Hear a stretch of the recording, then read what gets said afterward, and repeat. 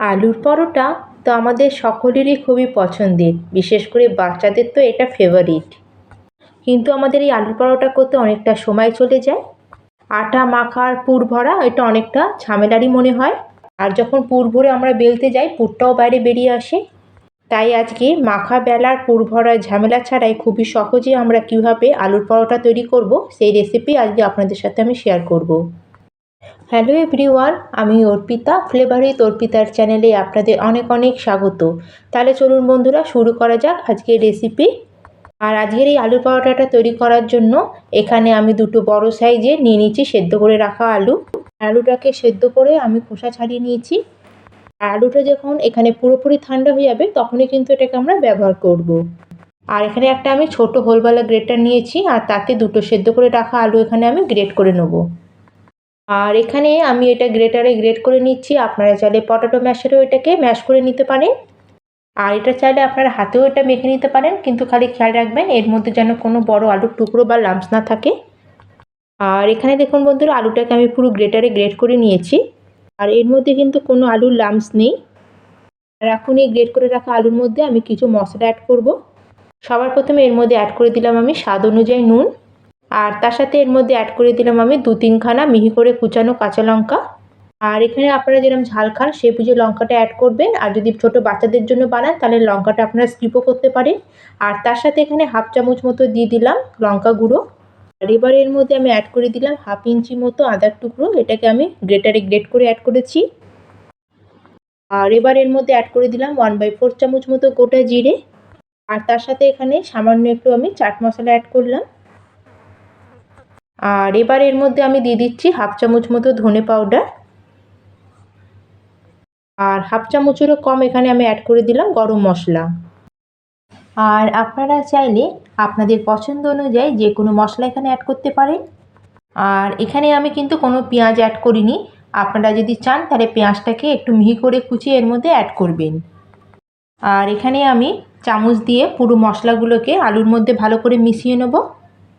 আর এখানে বন্ধুরা আপনারা দেখতেই পাচ্ছেন এর মধ্যে কিন্তু কোনো আলুর লাম্পস নেই। ঠিক এরকমই আমাদের এটাকে তৈরি করে নিতে হবে।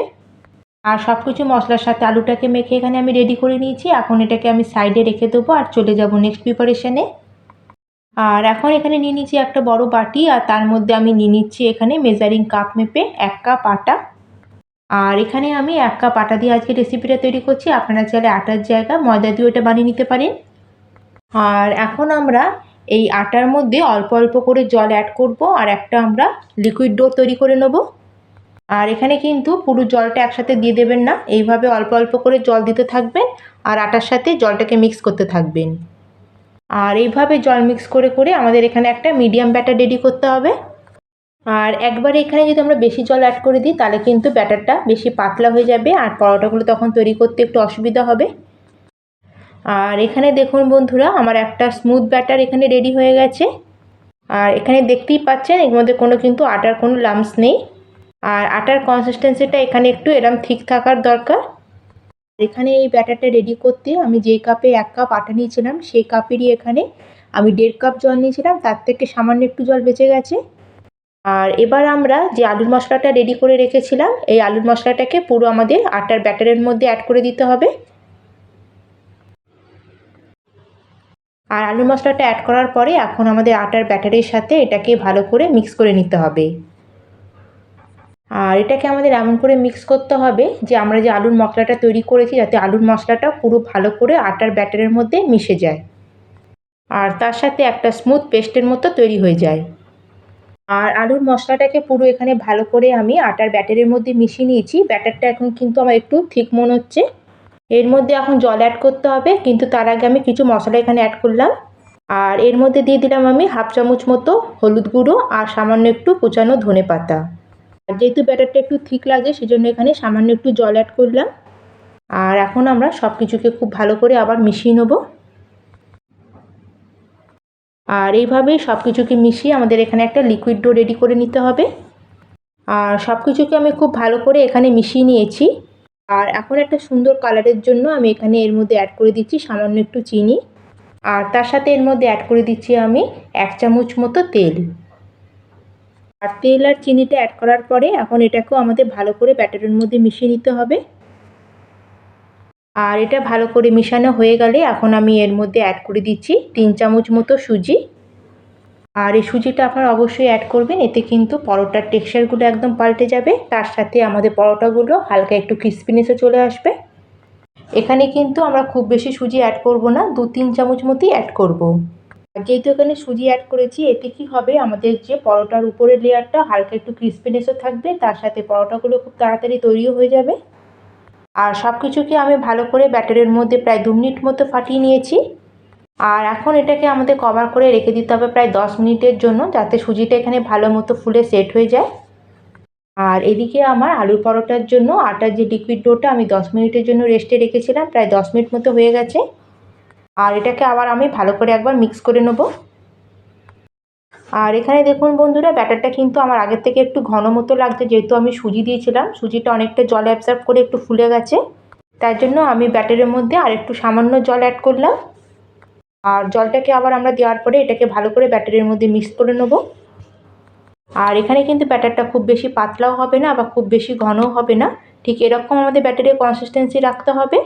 তাহলে আমাদের এখানে ব্যাটার রেডি। তাহলে চলুন এখন আমরা গ্যাসের দিকে যাওয়া যাক পরোটা তৈরি করার জন্য। আর এখন গ্যাসে একটা আমি তাওয়া বসিয়ে নিয়েছি, আর তাওয়ার মধ্যে 1-2 ফোঁটা তেল দিয়ে এখন ভালো করে একটা টিস্যু পেপার দিয়ে এটাকে আমি গ্রিস করে নেব। আর এখন আমি এর মধ্যে অ্যাড করে দিচ্ছি 1-2 হাতা মতো ব্যাটার। আপনারা যতটা বড় রাখতে চান সেই বুঝে এখানে ব্যাটারটা অ্যাড করবেন। আর ব্যাটারটা দেওয়ার পরে এখন আমরা হাতার পেছন দিক দিয়ে হালকা হাতে ঘুরিয়ে একটু গোল মতো শেপ করে নেব।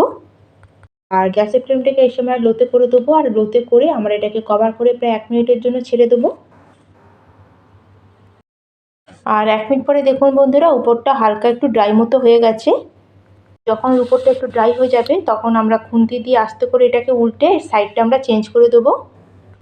আর এখন আমরা খুন্তি দিয়ে চেপে চেপে নিচের দিকটাকেও ভালো করে কুক করে নেব। আর এটাকে উল্টে দেওয়ার পরে এখন এখানে আমি অ্যাড করে দেবো কিছুটা পরিমাণে তেল। আর এইভাবে খুন্তি দিয়ে আমরা এগুলোকে উল্টে পাল্টে দুদিকটা সুন্দর গোল্ডেন কালার আসা পর্যন্ত ভালো করে ফ্রাই করে নেব। আর এটাকে আমি এখানে তেলে ফ্রাই করছি, আপনারা চাইলে এটাকে ঘিতেও ফ্রাই করে নিতে পারেন। আর খুন্তির ডগা দিয়ে এভাবে আমাদের চারিদিকটা একটুখানি প্রেস করে নিতে হবে, যাতে কোনো দিকটা একটু কাঁচা না থাকে। আর যখনই আপনারা এইভাবে খুন্তি দিয়ে একটু প্রেস করবেন, দেখবেন পরোটাগুলো হালকা হালকা একটু ফুলতে শুরু হয়ে যাবে। আর গ্যাসের ফ্লেমটাকে এই সময় মিডিয়ামে করে প্রায় আমাদের 2 থেকে 2.5 মিনিট সময় লাগে দুদিকটা ভালো করে ভাজতে। আর এখানে দেখুন বন্ধুরা, পরোটাগুলো কত সুন্দর এখানে ফুলছে। আর বন্ধুরা, আজকে যদি আমার এই আলুর পরোটা রেসিপি আপনাদের একটু ভালো লাগে, অবশ্যই কিন্তু লাইক করবেন, শেয়ার করবেন। আর চ্যানেলটা যদি নতুন থাকেন তাহলে প্লিজ চ্যানেলটিকে সাবস্ক্রাইব করে দেবেন। আর এখানে আমার একটা পরোটা রেডি হয়ে গেছে, এখন এটাকে আমি বার করে নেব। আর এইভাবে আমি আলু পরোটাগুলোকে সব ভেজে একটা প্লেটের মধ্যে সার্ভ করে নিয়েছি। আর এই পরোটাগুলো আপনাদের পছন্দ অনুযায়ী আপনারা আলুর তরকারির সাথে হোক বা রায়তা দিয়েও সার্ভ করতে পারেন। কিন্তু এখানে পরোটাগুলো খেতে এতটাই টেস্টি হয় যে এখানে কিন্তু কোনো কিছুই লাগে না।